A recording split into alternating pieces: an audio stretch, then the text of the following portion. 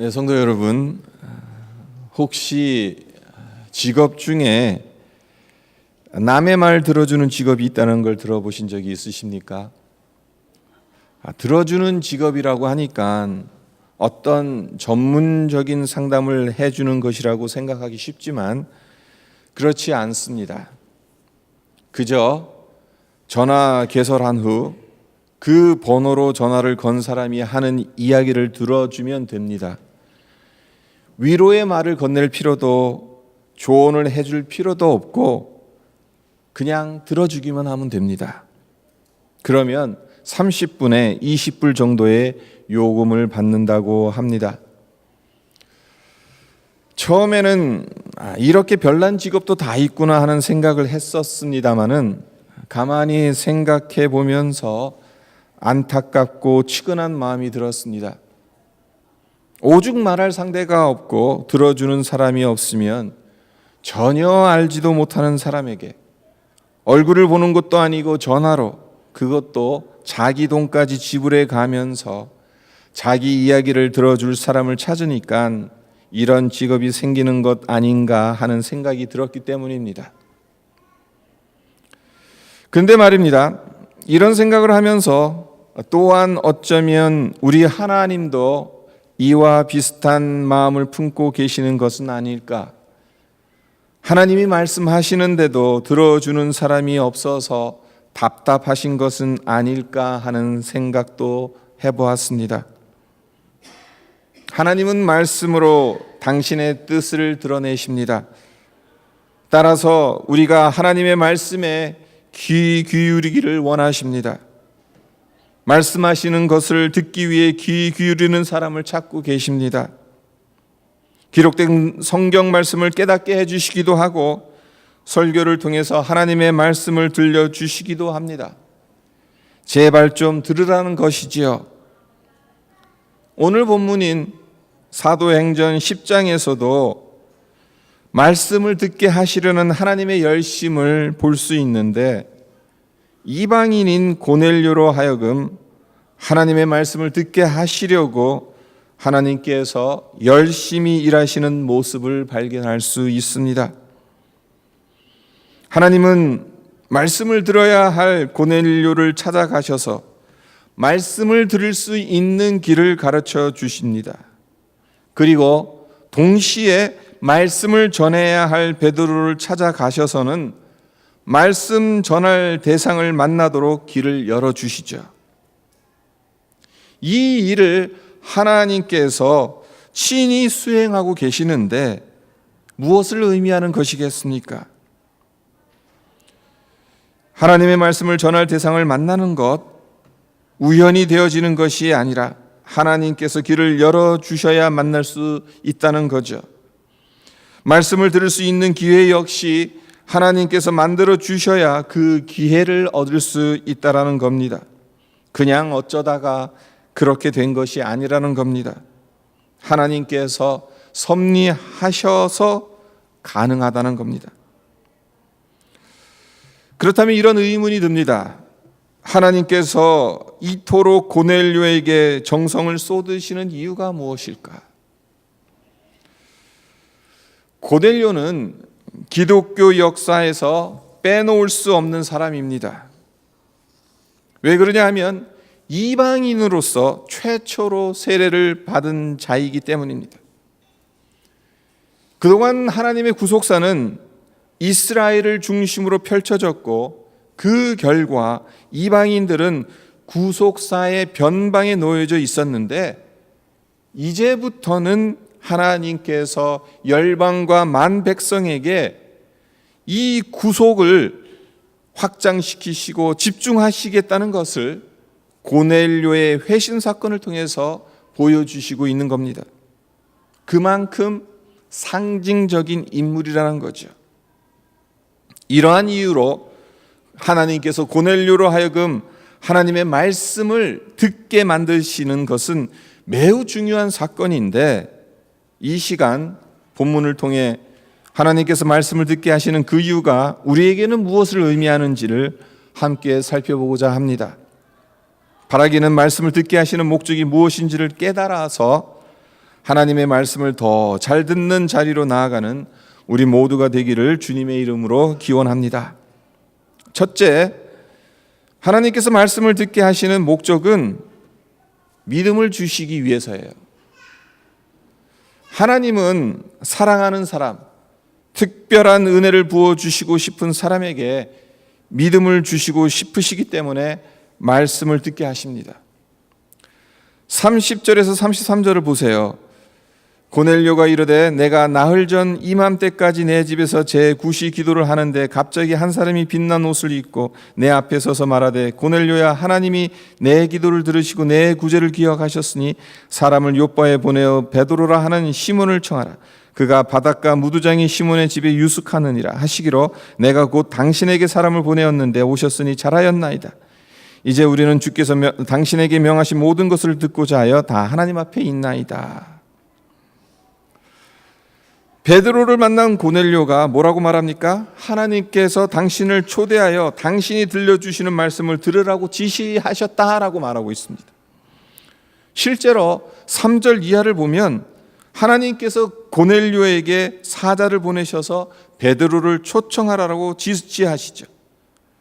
그리고 지시를 받은 고넬료는 곧바로 자기 수하에 있는 사람을 베드로에게 보냅니다. 그런데 그들이 베드로를 찾으러 가는 동안에 하나님께서 친히 베드로를 찾아가시고 만나 주시죠. 그리고 환상을 보여주시면서 고넬료의 초대에 응하도록 준비시키십니다. 이런 작업이 있었기 때문에 유대인인 베드로가 이방인인 고넬료를 만날 수 있게 된 것입니다. 이 당시만 해도 유대인이 이방인과 함께 하는 것, 만나는 것 쉽게 할 수 있는 일이 아니거든요. 거의 금지되어지다시피 했다고 봐도 무방하거든요. 28절을 보면 베드로가 그렇게 이야기하잖아요. 유대인으로서 이방인과 교제하며 가까이 하는 것이 위법인 줄은 너희도 알거니와. 그러니까 이것이 위법이라는 거죠. 유대인인 내가 이방인인 너희와 교제하고 가까이 하는 것, 이것은 위법이다. 네, 하나님께서 이 유대인인 베드로와 이방인인 고넬료를 만나게 하시기 위해서 서로 각자 다른 환상, 각자 다른 기도를 통해서 하나님께서 그 끈을 연결해 주신 거죠. 한마디로 고넬료에게 믿음을 주시기 위해 이 두 사람을 만나게 하셨다는 겁니다. 33절을 보면 베드로를 만나게 된 고넬료가 이렇게 말하죠. 주께서 당신에게 명하신 모든 것을 듣고자 한다라고 말하는데, 이는 주님께서 들려주시기를 원하시는 말씀을 모두 들려달라는 의미인 겁니다. 고넬료는 이탈리아 부대의 백부장입니다. 오늘날로 이탈리아 부대의 백부장이라는 거죠. 유대 땅을 식민 통치하고 있는 로마 군대의 고위 장교였습니다. 그러한 고넬료가 하나님을 경외했다고 말합니다. 이방인인 그가 유대인들처럼 하나님을 섬기고 있었다는 것인데, 이는 유대인처럼 할례를 반 것도 아니고 유대교로 개정한 것도 아니지만 유대인들이 섬기는 방식으로 하나님을 섬기고 있었다는 것을 보여주는 거예요. 하지만 문제가 있죠. 유대교에는 복음이 없다는 겁니다. 율법은 있지만 예수 그리스도의 구원이 없다는 것이 문제입니다. 하나님은 고넬료에게 구원의 은혜를 베풀고 싶으셨습니다. 구원을 받기 위해선 예수 그리스도를 믿어야 합니다. 예수님께서 십자가에서 죽으시고 부활하셔서 나의 죄를 씻으시고 구원하셨다는 사실을 믿어야 합니다. 하지만 고넬료는 이 구원의 복음을 아직 들어보지 못했습니다. 듣지도 못했는데 어떻게 알 수 있고 믿을 수 있겠습니까? 로마서 10장 17절에서 사도 바울이 선포한 것이 믿음은 들음에서 난다고 했잖아요. 하나님은 고넬료가 구원받기를 원하셨기 때문에 믿음의 자리로 나오게 하시기 위해 베드로를 보내어 구원의 복음을 들려주게 하신 것입니다. 우리 역시도 그렇지 않습니까? 예수님을 어떻게 해서 믿게 되었는지를 생각해 보세요. 여기 계신 성도님들 중에 처음부터 예수님이 구주라는 사실을 알고 있었던 분이 계십니까? 아무도 안 계시잖아요. 하나님께서 우리를 말씀 듣는 자리로 이끌어 주셨으니까 말씀을 들을 수 있었고, 듣고 계속 듣다 보니까 깨닫게 되고 알아가게 된 것 아닙니까? 설교에 귀를 기울이고 성경을 읽다 보니 믿음이 생겼고 믿음이 성장한 것 아니겠습니까? 이와 같이 말씀은 우리가 믿어야 할 내용이라 할 수 있습니다. 무엇을 믿어야 하는지, 어떻게 믿어야 하는지를 가르쳐 주는 지침서라고 할 수 있습니다. 이처럼 하나님께서 우리에게 말씀을 들으라고 하시는 것은 1차적으로는 구원에 이르는 믿음을 주시기 위해서이며, 또한 믿음을 더욱 견고하게 해주시기 위해서라는 거죠. 혹여 믿음이 없어서 믿음이 약해서 자꾸 넘어진다는 생각을 하시는 분이 계십니까? 그렇다면 믿음이 자랄 수 있도록 주야로 말씀을 가까이 하시고 말씀 듣는 자리로 나오시기를 바랍니다. 그래야 주님의 사랑과 은혜를 더 깊이 경험하고 믿음이 견고해지는 복을 누릴 수 있는 겁니다. 학생이 다른 곳에 가서 공부 잘하려고 아무리 노력해도 소용없죠. 책을 봐야죠. 교과서를 봐야죠. 우리가 주님을 잘 믿기 위해선 우리의 신앙의 교과서인 성경을 읽지 않으면 안 되는 겁니다. 둘째, 하나님께서 말씀을 듣게 하시는 것은 성령을 주시기 위해서라는 겁니다. 성령은 삼위 하나님이면서 말씀의 영이시기도 하죠. 말씀을 깨닫게 하시고 말씀을 믿을 수 있게 해주시는 분이 성령님이십니다. 하나님의 말씀이 있는 곳에는 성령도 함께 계십니다. 우리가 말씀 들을 때 성령께서 우리 가운데 임하십니다. 44절에서 46절을 보면 이 점을 우리가 발견할 수 있는데요. 베드로가 이 말을 할 때에 성령이 말씀 듣는 모든 사람에게 내려오시니 베드로와 함께 온 할례 받은 신자들이 이방인들에게도 성령 부어 주심으로 말미암아 놀라니 이는 방언을 말하며 하나님 높임을 들음이러라. 베드로가 고넬료의 집에 모여 있는 사람들에게 예수의 복음을 전했습니다. 그러자 성령께서 말씀을 듣는 모든 사람들에게 내려오셨어요. 성도 여러분, 한번 생각해 보세요. 십자가에 못 박혀 비참하게 죽었던 사람이 다시 살아났다는 사실을 한 번 듣는다고 해서 믿겨집니까? 그러기 힘듭니다. 오늘날에도 예수님을 존경은 하지만 구원의 주님으로 믿지 못하는 사람들이 얼마나 많은지 모릅니다. 복음을 수차례 들었어도 이해하지 못하고 받아들이지 못하는 사람들이 많습니다. 그렇습니다. 성령께서 깨닫게 해주시지 않으면 말씀을 들어도 깨달을 수가 없어요. 성령께서 조명해 주시지 않으면 예수님의 십자가 부활을 믿을 수 없습니다. 예수님으로 인해 죄의 용서함과 구원을 받게 된다는 사실을 믿기가 힘듭니다. 성령께서 고넬료의 집에 있었던 모든 사람에게 임하셨다. 베드로부터 말씀을 듣고 있을 때 성령께서 임재하셔서 그 말씀이 믿어지게 해주셨다는 것. 그리고 그뿐만 아니라 그 믿음이 진짜라는 것을 보여주시기 위해서 성령의 은사 중 하나인 방언을 내려주셨잖아요. 유대인들은 그들에게만 성령이 임하시고 구원이 있는 줄 알았기 때문에 이방인들에게 성령이 임하신다는 것은 상상할 수도 없는 거예요. 베드로조차 전혀 예상하지 못했기 때문에 놀랐다고 합니다. 말씀을 들을 때 성령께서 함께 역사하신다는 것을 단적으로 보여주는 사건인데, 하나님은 이 은혜를 주시고 싶으셔서 말씀을 듣게 하시는 겁니다. 우리로 하여금 말씀을 듣게 하시는 것은 결국 성령이 우리 안에 임재하게 하시기 위해서인 거죠. 우리 모두 말씀을 들을 때마다 말씀과 함께 역사하시는 성령님을 체험하는, 그래서 성령의 인도하심 아래 주님을 향한 믿음이 더욱 견고해져 가는 은혜를 누리기를 바랍니다. 마지막으로 하나님이 말씀을 듣게 하실 때는 들어야 한다는 것을 말씀드리고 싶어요. 하나님께서 말씀을 듣게 하시는 것은 믿음을 주시기 위해서라고, 동시에 성령을 주시기 위해서라고 말씀드렸는데, 우리 입장에서 중요한 것이 하나 있습니다. 말씀 듣게 하실 때 들어야 한다는 거예요. 고넬료는 하나님께서 말씀을 듣게 하실 때 지체하지 않고 말씀을 들었습니다. 5절 이하를 보세요.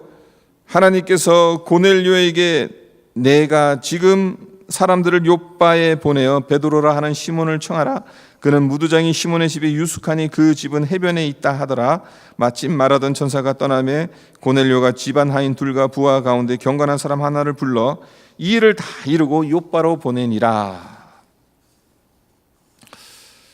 백부장이니까 해야 할 일이 얼마나 많겠습니까? 그 당시 백부장은 그냥 군대의 지휘관의 역할만 하는 게 아니었어요. 주둔한 그 지역에서 행정과 사법에 관한 수많은 일들을 처리해야 했어요. 그렇기 때문에 정말 눈코 뜰 새가 없어요. 따라서 얼마든지 지금은 바쁘니까 다음의 기회를 봐서 한다고 말할 수 있습니다. 하나님 지금은 바쁩니다.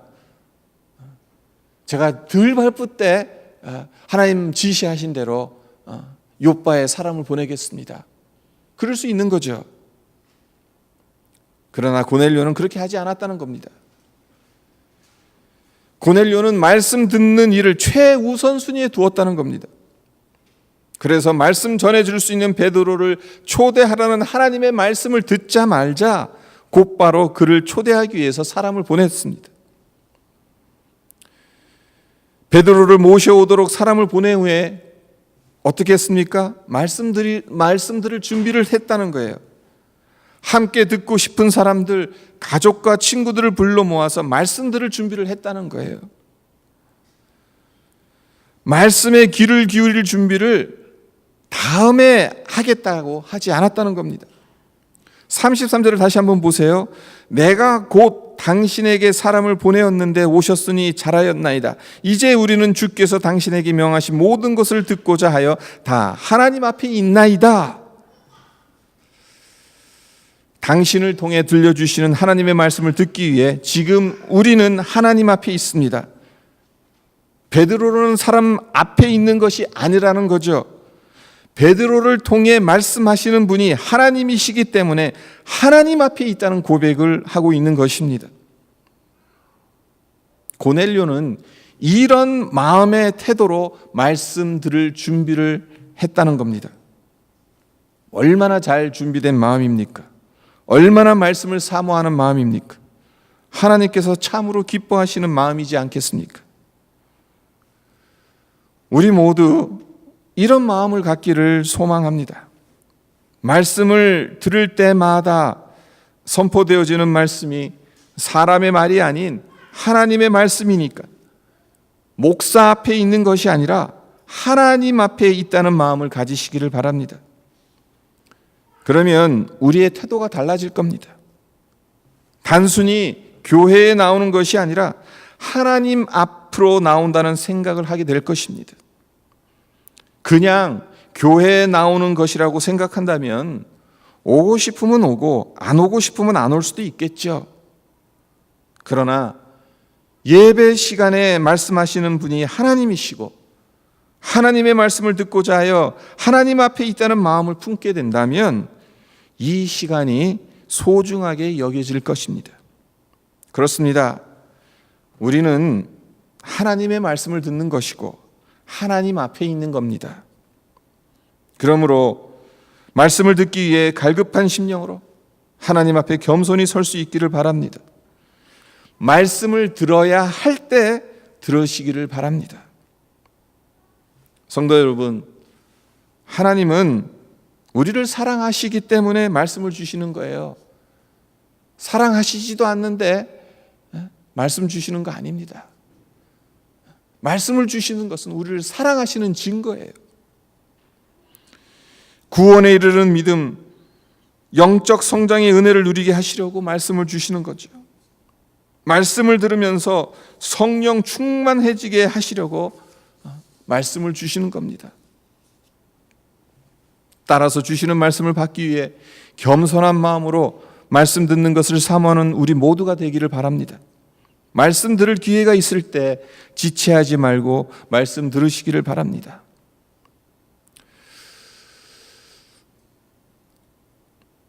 우리는 이런 착각을 하기가 쉽습니다. 마음만 먹으면 언제든지 말씀 들을 수 있는 것이다, 이렇게 생각하지만 아무도 모르는 겁니다. 말씀을 듣고 싶어도 들을 수 없게 되는 상황이 언제 오게 될지 우리는 알 수 없어요. 그렇기 때문에 아무리 바쁘고 해야 할 일이 산적해 있다 하더라도 주야로 말씀을 듣고 묵상하는 것을 최우선으로 삼으시기를 바랍니다. 고넬료가 하나님으로부터 하나님께 기쁨이 될 수 있었던 게 무엇이겠어요? 하나님께서 지시하셨을 때 미적미적 미루지 않았어요. 하나님 지금 바쁩니다.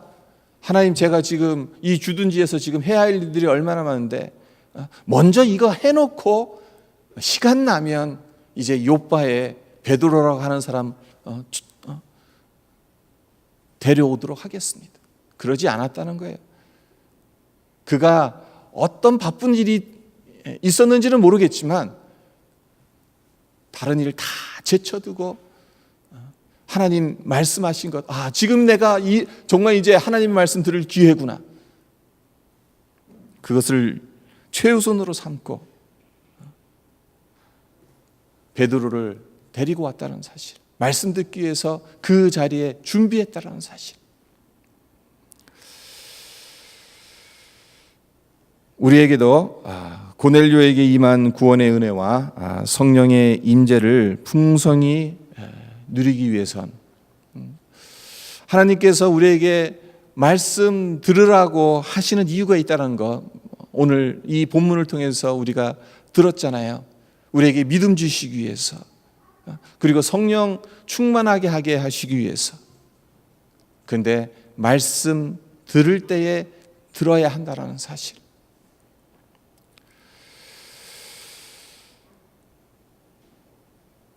우리에게 고넬료에게 임한 이 구원의 은혜와 성령의 임재를 풍성히 누리는 복된 삶을 살아갔으면 합니다. 이를 위해서 정말 하나님의 말씀 들려질 때에 우리가 귀를 정말 기울이고 주의하러 하나님 말씀 묵상하는 것에 우리의 정말 최우선순위를 두면서 하나님 앞에 나아가는 우리 모두가 되었으면 합니다. 그래서 이 귀한 복을 누리는 우리 모두가 되기를 주님의 이름으로 축원드립니다.